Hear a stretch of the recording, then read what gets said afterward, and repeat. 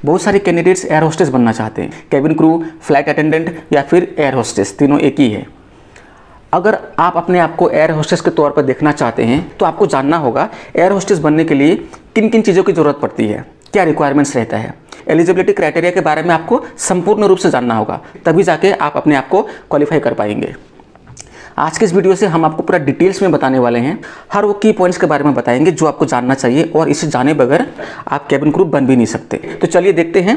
मेरा नाम विमल है। इसी प्रकार के जॉब्स एंड करियर से रिलेटेड हम वीडियोस लाते रहते हैं आप सभी के लिए। हमें सपोर्ट करें, इस वीडियो को लाइक करके हमारे इस चैनल को सब्सक्राइब करें और बेल आइकन दबाएं। अगर आप इस वीडियो को फेसबुक, इंस्टाग्राम में देखते हैं तो प्लीज़ हमें फॉलो करें और लाइक करें। Thanks a lot. बात करते हैं एलिजिबिलिटी क्राइटेरिया। स्टार्ट करेंगे एज से, आपकी क्या उम्र होनी चाहिए। हम बात करेंगे डोमेस्टिक एयरलाइंस के लिए। इंटरनेशनल एयरलाइंस के लिए एज होनी चाहिए मिनिमम 21, लेकिन आज हम उसके बारे में बात नहीं करने वाले हैं। तो डोमेस्टिक एयरलाइंस के लिए एज होनी चाहिए कम से कम 18 to 25, और किसी किसी एयरलाइंस में अगर आपकी उम्र 17 है तो पर भी आप अप्लाई कर सकते हैं। तो डिपेंड करता है आप कौन से एयरलाइंस में जाना चाहते हैं। जब भी आप अप्लाई करते हैं जॉब के लिए, आपको देखना होगा उस कंपनी का, उस एयरलाइंस का क्या रिक्वायरमेंट्स है। मान लीजिए आपको वैकेंसीज के लिए पता चलता है किसी न्यूज़पेपर के माध्यम से, या फिर किसी कंसल्टेंसी, या फिर उसी एयरलाइंस के वेब पोर्टल से, तो आपको ये भी देखना होगा क्या रिक्वायरमेंट्स है, क्या योग्यता होनी चाहिए, ये आपको पहले देख लेना होगा। थोड़ा वो डिफर करता है। हो सकता है किसी एयरलाइंस में एज का जो क्राइटेरिया होती है 18 to 25, तो हो सकता है किसी और एयरलाइंस में 26, 27 तक होता है। तो थोड़ा बहुत इधर उधर हो सकता है, लेकिन ओवरऑल जानकारी आपको मिल जाएगी। बात करते हैं नंबर 2 में, एजुकेशनल क्वालिफिकेशन।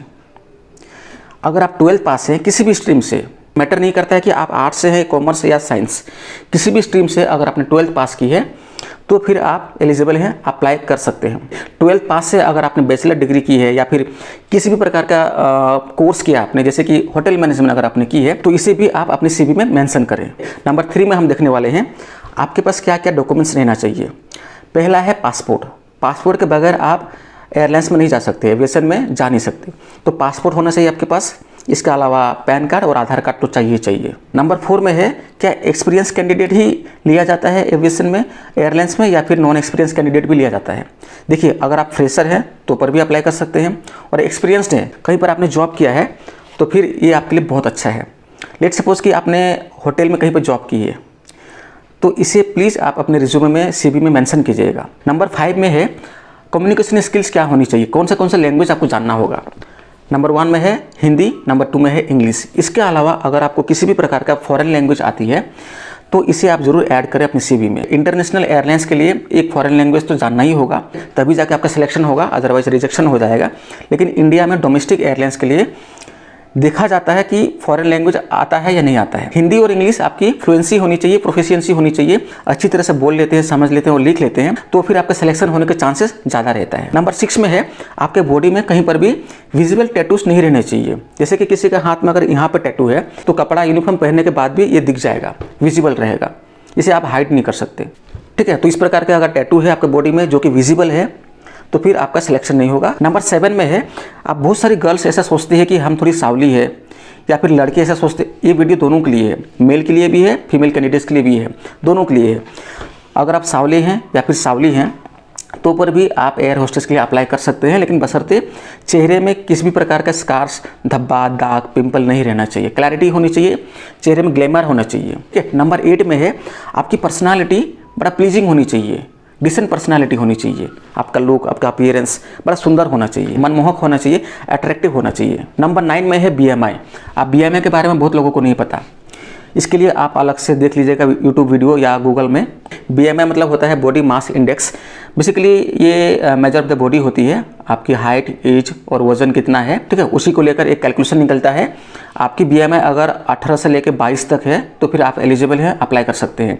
BMI मापने के लिए आप घर पर भी कर सकते हैं, इसके लिए अलग वीडियो देख लीजिएगा यूट्यूब में। तो 18 से लेकर 22 या 23 तक है, अलग अलग एयरलाइंस में अलग अलग होता है थोड़ा बहुत, जैसा कि हमने आपको पहले ही बता दिया है। तो 18 से 22 से 23 रहने से तो आप अप्लाई कर सकते हैं। नंबर 10 में है आई साइट कितनी होनी चाहिए। Contact lenses are accepted, depend करता है कौन सा एयरलाइंस में कितना रिक्वायरमेंट है, 20/20, 20/30, तो आप पता लगा लीजिए, रिक्वायरमेंट्स देख लीजिए, और कुछ डिफेक्ट है, कम ज़्यादा है, तो इसे आप ट्रीटमेंट भी करा सकते हैं। आगे बढ़ते हैं 11 नंबर में, हाइट कितनी होनी चाहिए।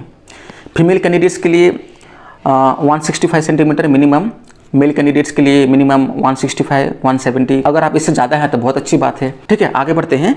आप फिजिकली फिट रहनी चाहिए। अब क्या होता है, एयर होस्टेस के काम कई बार 2 घंटा, 3 घंटा, 4 घंटा फ्लाइट डिले रहती है, मौसम ख़राब होने की वजह से या फिर कुछ इमरजेंसीज आ जाती है, तो इस दौरान काफ़ी लॉन्ग आवर्स ड्यूटी करनी पड़ती है। तो उस समय आपको पैसेंजर के साथ में कोऑपरेट करना पड़ेगा, उन्हें कन्विंस करना पड़ेगा। हो सकता है आप थक जाएंगे, तो आप मेंटली और फिजिकली फिट रहनी चाहिए। अगर पास्ट में आपके साथ कुछ ऐसा हादसा हुआ था, मेंटल डिसऑर्डर, मेंटल डिसीज़, तो फिर आपका रिजेक्शन हो जाएगा। एक चीज़ मैं आपको बताना भूल गया, अगर आप अनमेरिड हैं, अविवाहित हैं, तभी जाकर आप अप्लाई कर सकते हैं एयरलाइंस के लिए, एविएशन में जा सकते हैं। अगर आप ऑलरेडी मैरिड हैं तो फिर आप अप्लाई नहीं कर सकते। अब हम देखने वाले हैं जॉब कैसे सर्च करें, आपको पता कैसे चलेगा कि वैकेंसीज कहाँ कहाँ पर है। देखिए, आपको क्या करना है, मैं डिस्क्रिप्शन बॉक्स में कई सारे एयरलाइंस का नाम दे दूंगा, आप देख लीजिएगा जिसमें आपको अप्लाई करना है, जिस एयरलाइंस में आपको नौकरी करनी है। जिसके मान लीजिए कि स्पाइसजेट में जाना है, तो उसका जो कंपनी की वेबसाइट है, वेब पोर्टल आपको खोलना है। वेबसाइट में जाने के बाद वो जो करियर वाला ऑप्शन होता है, उसे खोलने के बाद आपको देखने को मिलेगा कि उस कंपनी में, उस एयरलाइंस में क्या क्या वैकेंसीज है। अभी एक एक करके आपको टाइम टू टाइम चेक करना होगा सारे एयरलाइंस में। इसके अलावा आपकी CV, आपके रिज्यूमे, जितने सारे जॉब पोर्टल्स है जैसे कि naukri.com, sign.com, monster.com, इन सब जॉब पोर्टल्स में आपकी CV अपलोड करनी होगी। प्रोफाइल जो है अच्छा से मेंटेन करके रखिएगा, कंटेंट स्कोर ज़्यादा रहना चाहिए। इससे क्या होता है, आपका प्रोफाइल सर्च लिस्ट में आने के चांसेस ज़्यादा रहते हैं। तो आपका प्रोफाइल प्रॉपर तरीके से आप मेंटेन करके रखिएगा। तो जॉब फाइंड करने के लिए आपको ये सारी चीज़ करनी होगी। कंपनी की वेबसाइट, न्यूज़पेपर, कंसल्टेंसी और सारे जॉब पोर्टल्स में आपका प्रोफाइल अपलोड करना होगा। आपकी स्टार्टिंग सैलरी हो सकती है 25,000, 30,000 और ये जा सकता है 40,000, 45,000 तक, 50,000 भी हो सकता है। ठीक है, आपका प्रोफाइल कैसा है इस पर भी डिपेंड कर सकता है और एयरलाइंस टू एयरलाइंस इस पर भी डिपेंड करता है। तो मुझे लग रहा है हमने आपको सब कुछ बता ही दिया है। अगर आपको अभी भी कुछ डाउट्स है, कन्फ्यूजन है, तो प्लीज़ कमेंट्स करके पूछिएगा, हम उसको रिप्लाई करेंगे। मैं आशा करता हूँ ये वीडियो आप सभी को पसंद आई होगी, इन्फॉर्मेटिव रही होगी। इसी प्रकार के वीडियो पाने के लिए हमारे इस चैनल को सब्सक्राइब करें, बेल आइकन दबाएं और हमें सपोर्ट करें। I wish you all the best. Bye bye. Thank you so much.